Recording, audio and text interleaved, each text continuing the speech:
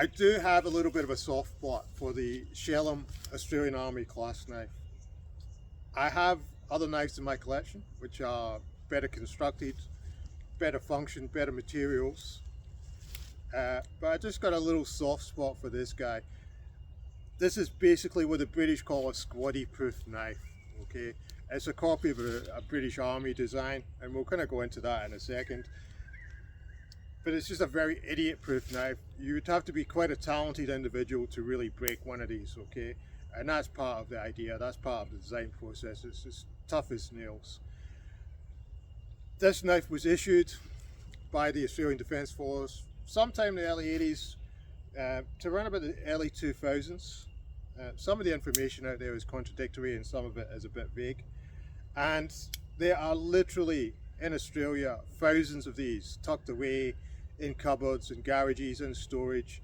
Little mementos for people who served in the Australian Defence Force at that time period. And occasionally they pop up on eBay or Gumtree or whatever. And I've got quite a nice little collection.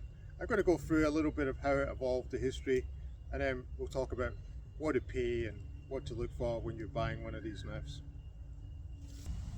So here's the Shelham Australian Army knife. There's two slight different variations of this knife, and the differences are purely cosmetic.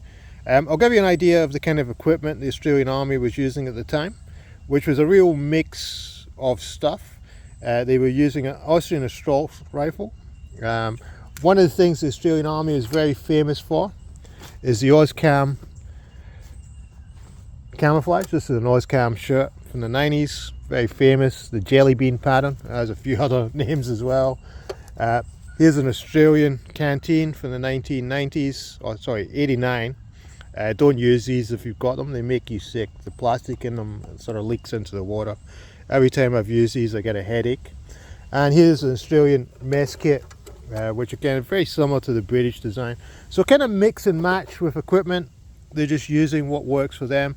Before that they were very sort of in sync with what the British were doing. They were using British equipment essentially, like Lee Enfields, and same webbing and canteen, and all the equipment was basically the same as the British in the First and the Second World War. But post-war all that changes, and they just kind of like, you know, mix and match and use what works for them. They're not worried about being compatible with the British Empire anymore. So back to the Shelham, there's a few things to look for. There's two slight variations, okay, and you can see I've got a few of these knives here. Okay, now you'll notice this one, if you look at the scales, they're sort of like got nothing on them. Yeah, as with this one we've got some writing on it. Okay, so we'll just talk about this one for a second. So this one is an army issued knife. Okay, so we've got a government mark, which is this arrow here. I should turn it around the right way here. And then we've got this part number, right, or NATO number rather. Okay, I'm not quite sure why they felt the need to put the NATO number on it, but it reads 51116 la la la la.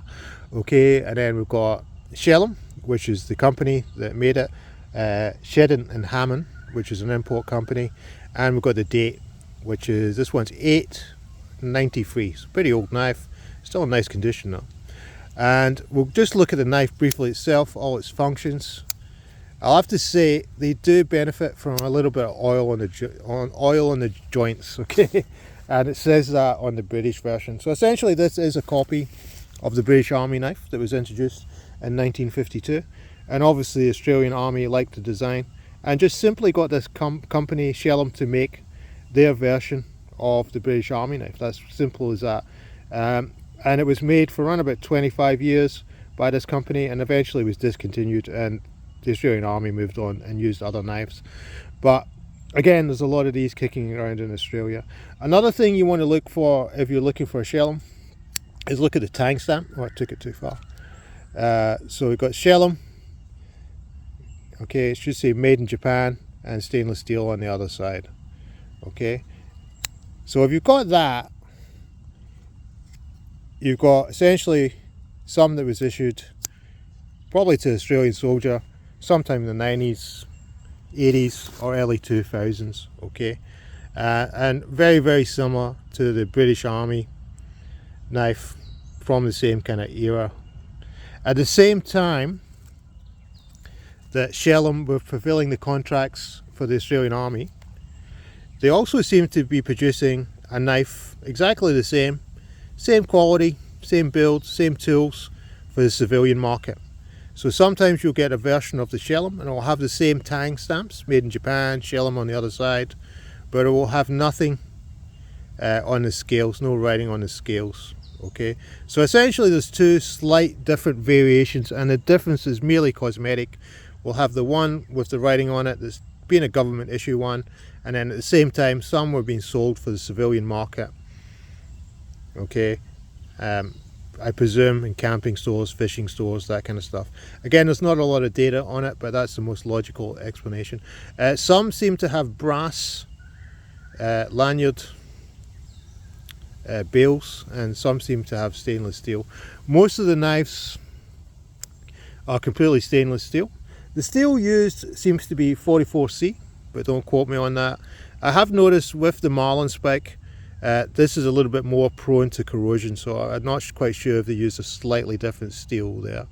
And we've got the basic tools. So we've got a Marlin spike, which is simply for knot work, untying knots. Okay, and that's the main reason I have this knife. We have the tin opener, which is quite an important piece of equipment to open your Frey & Bentis pies on your bully beef or whatever. Okay, and you can actually use this as a bottle opener as well at a pinch. And then we've got the main blade. Well, again, it's just a soldier's knife. It's just for repairing equipment, opening a parcel from home, whatever the case might be, and it's a sheep's foot style blade. They're a little bit hard to sharpen, I find, and they kind of maintain an edge for a while. It's okay, it's not amazing, it just gets the job done. That's pretty much it. If you've got something like this one's actually an Italian copy, but this is sort of what they were using in the Second World War. Okay, and you can see the evolution of the design. So you've got a Marlin spike, this thing here is a tin opener, and then you've got a blade. Yeah, very, very similar. And at the end of the Second World War, they just started slimming these down, and by 1952 it kind of evolved into the British Army knife. And there's a photograph of an Australian soldier in the Second World War. You can just see the clasp knife just there. This is a type of magazine for soldiers in the Second World War. And he's having his lunch. I'm not quite sure what this says. If anybody can translate it for me, I'd like to know. It's in Japanese, and this is a photograph, obviously a little bit staged, propaganda type photograph. And we have the Aussie digger having his lunch in somewhere in Papua New Guinea. Okay, apparently this guy's an engineer. I love the haircut. Okay, so moving on, or moving backwards in time, and you can see where this was, oh, caught in a bit of grass there. If you look at this knife here, this is a First World War knife. This one is clean cutter, made in the USA, and this was issued to the Australian Army in the First World War. Okay, so if you were a digger in the First World War, for a utility knife, this is what you would be issued. And the thing's a monster, right? Really big knife. It's a really great bit of history. I picked this one up for a few dollars, but as a functional tool, it's not that great. It's just a lot to carry around. There's actually one of these in a museum in Victoria in Australia, and the scales here have been completely smashed away, hit with a rifle round, I presume, and probably saved the guy's life. Yeah. When he was serving in France with the Australian Army. Okay, so you had something like that, and eventually over time, over around about 100 years, this was designed first, came into effect in 1908, evolved into this by 1952, and the Australians just copied what the British were doing. And then now, in 2024, in Australia, we've still got a lot of these kicking around. So you go, the Shelham Australian Army clasp knife. So if you want one of these knives to add to your collection, you've got a few options, okay? Just to explain why I've got so many of these, what I do is I run workshops on knots. And we set up a top shelter, we've got paracord and hoochie cord, and we set up a shelter, and I wanted every student on the workshop to have one of these, to mainly for the Marlin spike, to work with the knots, okay? So I think it was about a year ago, maybe a little bit longer, I put a few posts out on Facebook, said, has anybody got these they don't want, I'll give you some money for it, or I'll trade you for it. And a few people put their hand up in the local bushcraft community and said, hey, I got one. And we did a little deal. And there was even a few blokes who came forward and said, oh, just take it, mate. You know, don't worry about it. Don't give me any money. It's just sitting there, not using anything. So if you're one of those guys, thank you very much. I owe you a beer if you ever make it to Newcastle. Okay. A couple of things to look out for if you're purchasing these is don't get the Chinese copy. There's a few variations of this made in China, Taiwan, India. I'm not sure, and they come completely unbranded. Low quality knife, sometimes sold as a cadet knife. Usually around about $30, something like that. Not worth it. Just don't get it. The only other design the same as this worth getting, as far as I'm aware, is the British Army version. Okay, you will find them on eBay, Etsy, Gumtree, those kind of websites. Probably looking to pay something between 70. The maximum I would pay would be like 120 for one that's absolutely in pristine condition. I'm always on the lookout for these. I'm always having a look in shops and websites and stuff like that. I'm still collecting them. I wouldn't mind the British Army version, to be honest, just to do a little bit of comparison.